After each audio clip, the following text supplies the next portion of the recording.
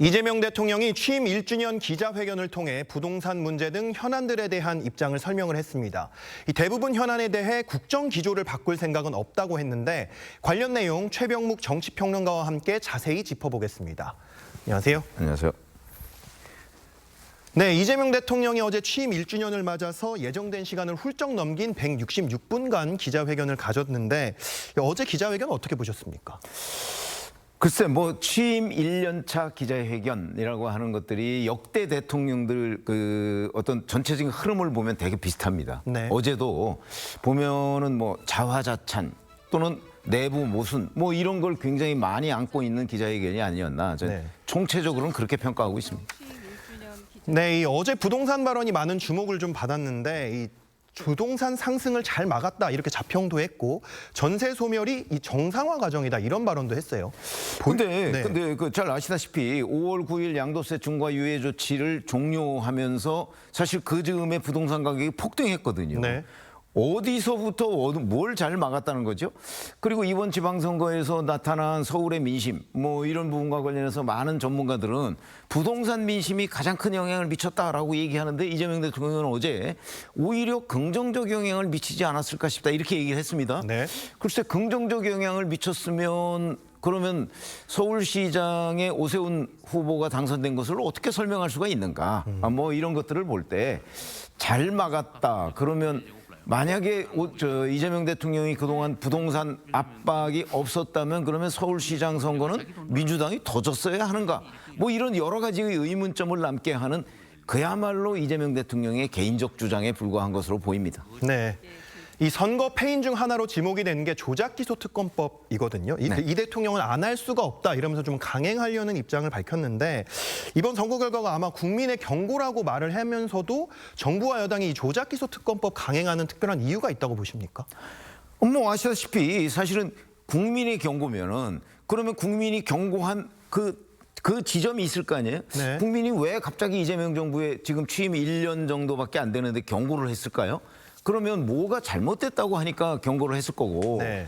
대통령이 적어도 그런 말을 했다면 그 경고의 방향에 맞게 본인의 정책 기조를 수정해야 되는 게 국민을 위한 그 조치라고 봐야 되죠. 근데 경고라고 얘기하면서 조작기소 특검법은 그냥 가겠다 이 얘기잖아요.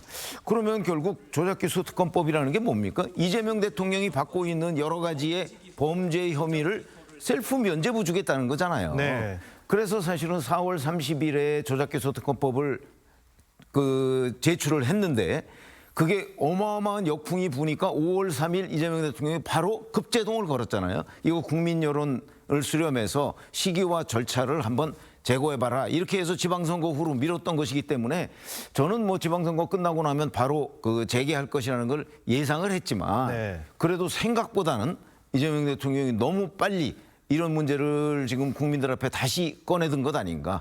아마 물론 앞으로는 뭐 선거가 1년 10개월 동안 없습니다만 네. 없다고 해서 대통령이 그 민심의 경고를 역주행했을 경우에 벌어질 일 아마 그 이재명 대통령이 굉장히 잘 알고 있지 않을까. 저는 그렇게 생각합니다. 네, 이 지방선거 결과를 두고 큰 승리라고 평가를 했던 민주당 정청래 대표와도 좀 온도차가 있었던 것 같거든요. 어제 이재명 대통령은 선거 국면의 겸손함이나 여당의 확장성 이런 걸 좀 지적을 했는데 이 발언의 차이는 좀 어떻게 보십니까? 저는 사실은 16개, 그러니까 광주 전남이 통합되지 않았다면 17개 아닙니까? 네. 그중에서 12군데, 예. 통합되지 않았다면 13군데를 이제 가져간 건데 압도적인 승리죠. 압도적인 승리인데 이걸 어떻게 왜 부정하는가? 저는 뭐 정청래 대표에 대한 견제로 보입니다. 그러니까 서울 줬다고 다진 거냐? 언제부터 그렇게 서울을 어마어마하게 중시했길래? 네. 그래서 이거는 그 정청래 대표한 견제용 그 주장이다 이렇게 생각을 하고요. 네. 결국은 지금 아마 이재명 대통령은 정청래 대표와의 그 일종의 불화. 지금 뭐 공식적으로 인정하지 않고 있지만 네. 이 부분을 굉장히 아마 의식하고 있는 것이 아닌가. 그러니까 이번 지방선거에 객관적으로 보면 대승을 거두었음에도 불구하고 그걸 굳이 대승이 아니라고 하면서 아마 8월 전당대회에 정청래 대표가 재선하는 것을 막겠다. 뭐 이런 의지의 표시로 보입니다. 그러나 적어도 객관적으로는 민주당의 대승이 맞죠.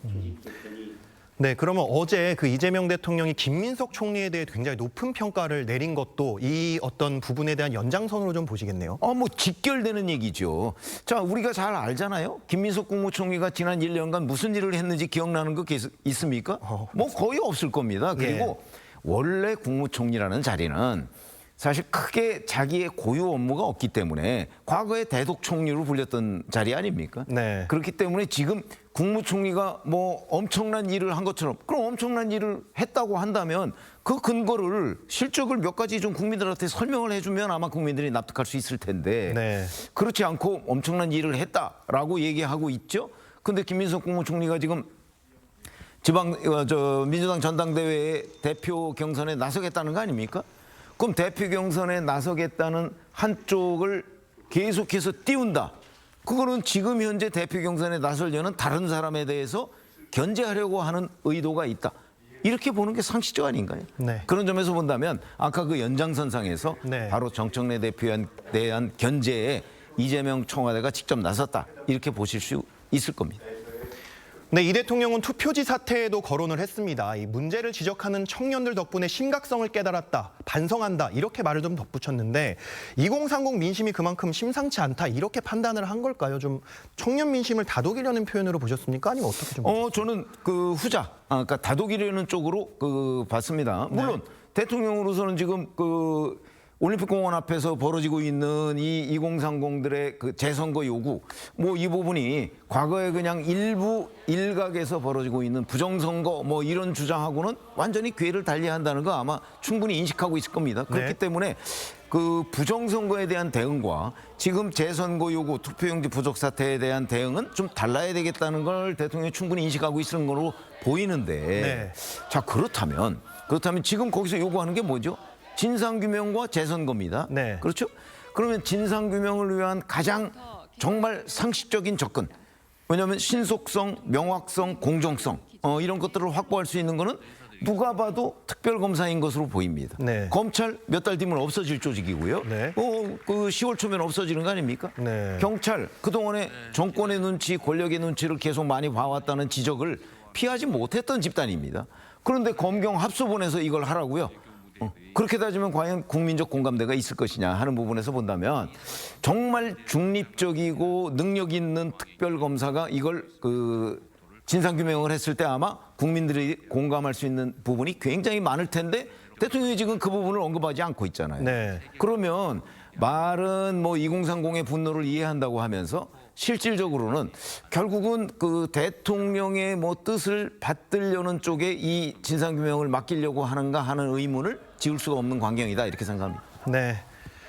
네, 이재명 대통령 지지율이 4개월 만에 최저치를 기록했다는 여론조사도 나왔는데 어제 기자회견으로 볼 때 앞으로 이제 이재명 대통령의 뭐 국정 운영 방향이나 통치 스타일 어떨 걸로 좀 예상을 하십니까? 아니 아까 말씀하셨듯이 바로 국정기조에 변함이 없다 이렇게 얘기를 했잖아요. 그러면 이번 지방선거가 국민의 경고라고 한다면 국민들은 이번 경고를 한 방향은 국정기조를 바꾸라는 거 아니겠습니까? 네. 근데 바꾸지 않겠다 그러면 국민들이 화가 나겠죠.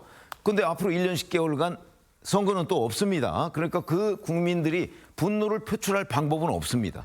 어디로 표출을 할까요?